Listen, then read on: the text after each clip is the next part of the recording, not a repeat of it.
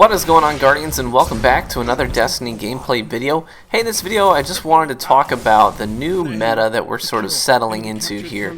By the way, just a quick clip here. Plan C is kind of the first blood monster of the Crucible. I do this a ton now, where I just run straight to the top midpoint of any map with my primary out, and then switch to Plan C and get that instant shot off. I have to admit, I think Plan C is one of my favorite weapons to use right now. Not because it's the most OP gun in the world, just because it's fun again, and I like that. And I'm really getting used to getting these one-shot kills at decent range. So getting used to the target acquisition on fusion rifles. But in general, I just wanted to talk about all the different special weapons right now, and sort of look at that range, and just kind of where they stand at the moment. So it's only been a few days. This isn't, anything I say here could potentially be subject to change as we settle into the meta down the road. But I'm going to make some predictions, and we'll see if they pan out. But anyways, first up, let's talk about shotguns. Now, I think that shotguns have always been strong in Destiny, mainly because of map design. Here you're going to see Universal Remote going off on people.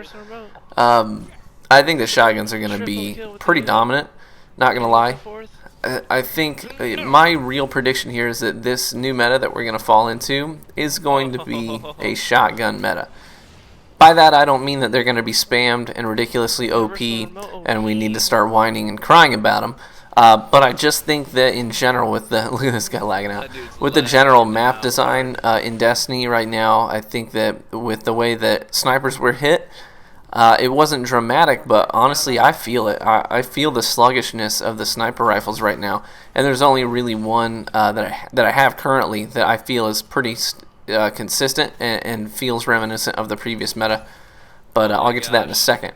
But anyways, shotguns, I think they're going to be the best option. I think that the strongest class you're going to see is the Juggernaut striker build with shotguns. And here you see 4 bullets, 4 headshot kills, several snipes back to back. But like I was saying, Defiance of Yasmin right now is the most comfortable sniper to me. That's actually 5 bullets back to back headshots.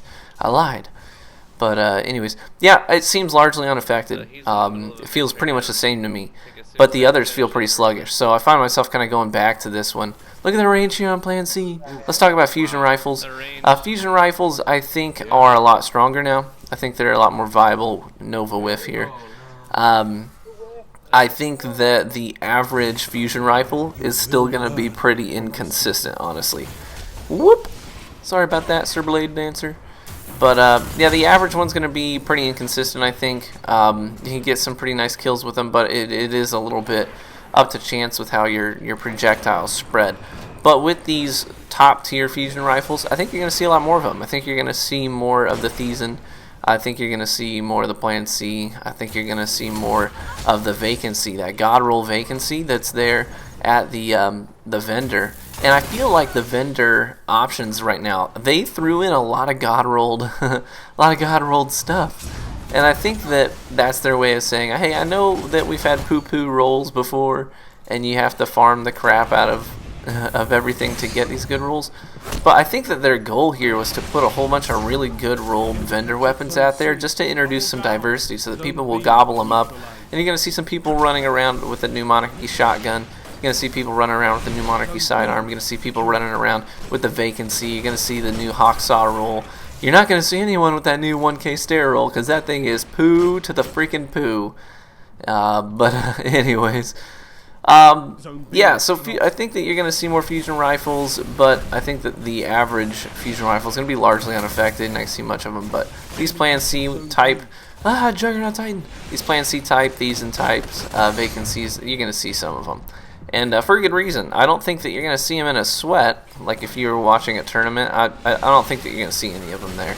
I could be wrong. Someone may rise to the top as sort of the king or queen of fusion rifles in the competitive community. But I think that you're pretty much going to see shotguns and some snipers. That's my opinion there. That's just my prediction. But I'm going to be using fusion rifles just because they're fun. They're really fun to use on a Voidwalker. Falling back into my Voidwalker.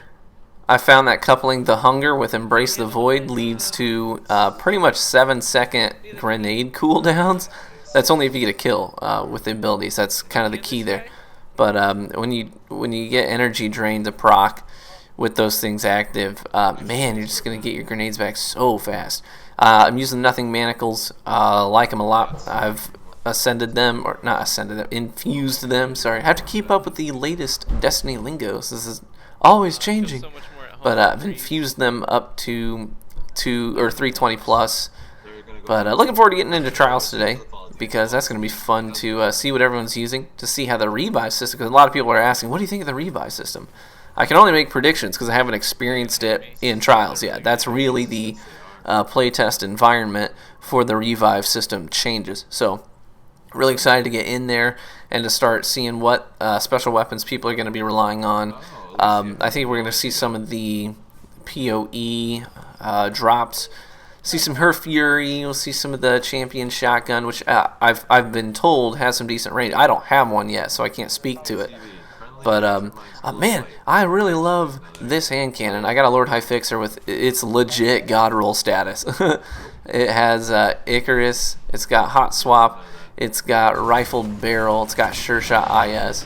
But anyways, so shotties. Let me talk about shotties. Coming back to those as we get close to the end of the video, you're gonna see me doing some Blink Shotgun, the the AIDS of the Destiny community, right? That's what it used to be. The Blink Shotgun was such a villain.